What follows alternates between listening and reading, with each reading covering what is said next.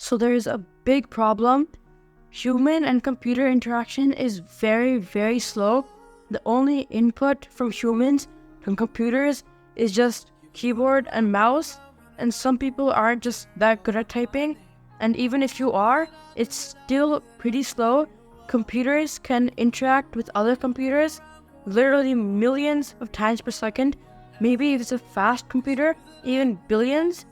And sadly, some people are disabled because maybe their limbs don't work, or they had a sad accident and they don't work, so they cannot even interact with computers in the first place. But there's this new chip and it's changing everything. So let's dive into this video and see what it can do. So you guys probably know this chip that I'm talking about. This amazing chip is called Neuralink. It was developed by Elon Musk. This is actually a company, Neuralink. They were first founded in 2016. And they started making this crazy chip that might actually sound too futuristic, but even me, I can't believe it's here. This is a neural chip that it can connect your brain to computer, any computer, like your smart lights around you, or the TV if it's a smart TV, not an old one, or a computer or anything. So it's a neural chip that can connect to any computer, and it can control that computer from your brain, which is pretty crazy. And Neuralink actually developed this chip a bit earlier, and they first tested it on animals in 2020, but obviously they've made a ton of changes. It's been 4 years since their first test in 2020, and now the first human test is just a few days ago or a few weeks ago in 2024. So we've got the basics covered about Neuralink. Now let's get into the actual chip and hardware and how it's actually implemented in your brain. So this chip has a lot of hardware, including the actual chip. Then, of course, you also need a battery to power this chip. Then you also need all the chips and what's going to make the actual chip function. So all the software, and then the threads which actually connect the actual implant to all the different neurons all around your brain, which will actually make the whole implant function. So that is pretty crazy, and I'm actually very surprised by the threads. There are 10,000 threads on this implant, and each of them is thinner than one human hair, which is just unbelievably thin. And since they're so thin and they need to be implanted surgically so specifically, so obviously a human would probably not be able to do this so specifically into like one neuron. They have to do it. They have to put it into a specific neuron. So that's crazy. So obviously human will probably make a mistake, even with probably 10 threads, maybe even 5. So just 10,000 threads in this implant, and obviously a robot will need to do it. And this is the overall robot shape that Neuralink will use.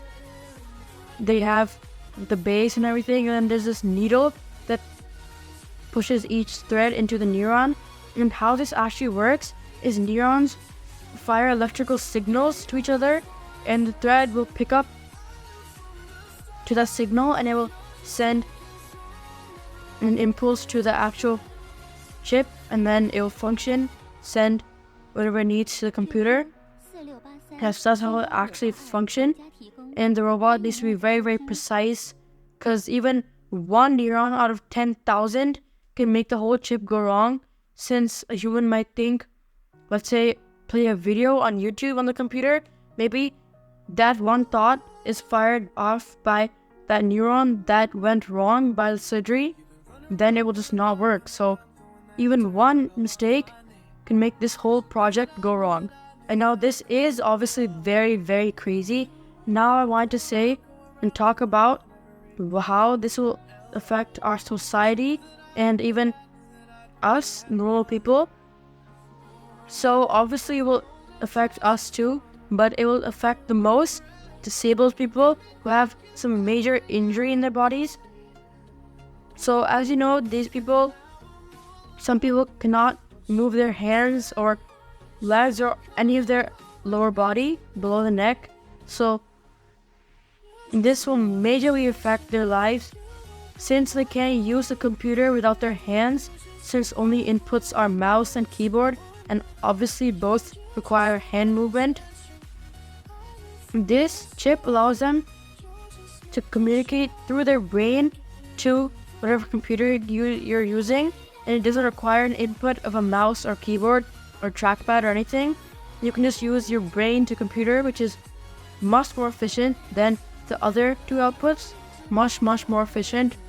You can just, let's say you want to open a new tab, you can think new tab, or you want to play a video, think play video, and it'll do it. Or maybe even typing will be way more efficient. And disabled people can also use it for lots of other ways. For example, if they need a wheelchair, they can connect the wheelchair to their brain, and they can function the wheelchair with their brain, with the chip. And they can also use the TV with the chip if it's a smart TV, like I told you before. Or they can do a lot of other things like lights, or basically anything that could be connected to the internet and the chip. And although this is a major breakthrough for people who are disabled, this will also work for people like us who are regular people, since, like I told you before in the video, in the start, typing and some other stuff can be very slow. Although it might not seem slow, comparing it to computers who are communicating with each other like millions of times per second, us to computers, this communication is very slow.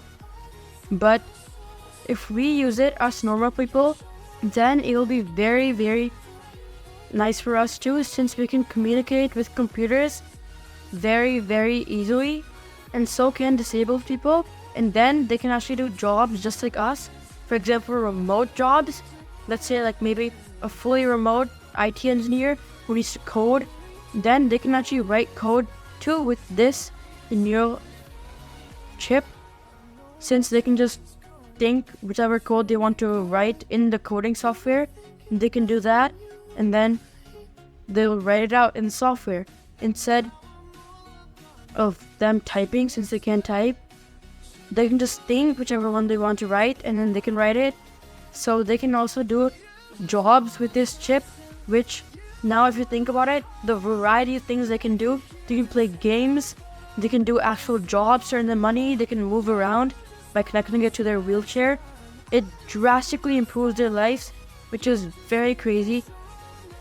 You might have thought that disabled people is very hard for them to live, and that actually might be true until this chip came along. And this will completely change their lives. And like I said, it will also change our lives, since you can communicate with computers much more easily. And you can also play games and do a lot of other stuff easily, since you need a controller for gaming, or you need some other stuff like a remote for TV. You can just control the TV with your brain. Obviously, this will be a major impact on a lot of people, and also a good one. But I've never discussed the bad sides about this, and I will now, since you're basically giving your brain all the decisions of your brain and the thoughts to this chip, and this chip is basically owned by the company. So the company will get all your thoughts and your decisions and everything, which is very bad. And as you know, hackers are hacking computers, TVs, anything that can be hacked, and this will 99% probably be able to be hacked, since it is technology and is connected to the internet and Bluetooth and everything. So you're giving hackers access to your thoughts and decisions. You're giving a company access to them too, which can be very bad. And there's also some problems with the physical chip itself too, because let's say maybe a thread's gone to the wrong neuron or something. I discussed that earlier. Then the whole process will be ruined. The chip itself won't even work. And let's say maybe the chip breaks or something, you have a head injury, which your head really hard, and then it might be moved or something, and it might scratch your brain up, and it can damage your brain even more. Or maybe it just doesn't work, and then there's just a piece of tech in your brain and it can cause infections or something. So there are multiple bad sides to this piece of tech too.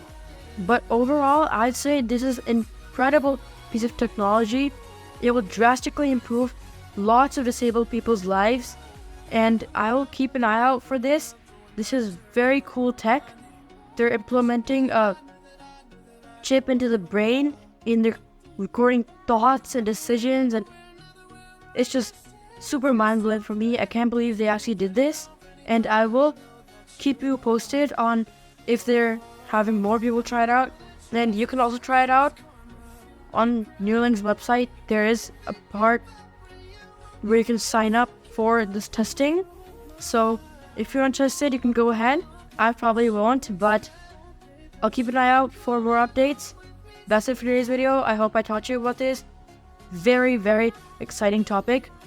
That's it for today's video. Bye for now. YouTube Pro out.